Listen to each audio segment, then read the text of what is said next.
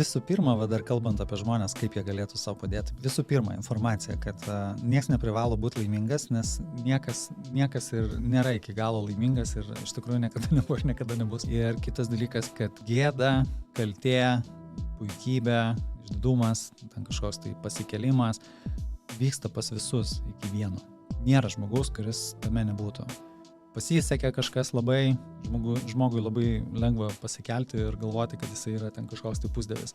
Nepasisekė kažkas, tai, žinai, gėda. Tai gal tą patį Jean Damartine, ar tos pačius Pietų Amerikos visus reikalus. Yra taip, kad kiekvienas kūno simptomas, kiekviena emocija, gera ar bloga, kiekvienas gyvenimo įvykis, jeigu ypatingai jis atrodo tau neigiamas ar kažkoks tai žeminantis, nepalaikantis ar panašiai, bando tave atstatyti į tai, kas tu esi, kad tu būtum pats savimi.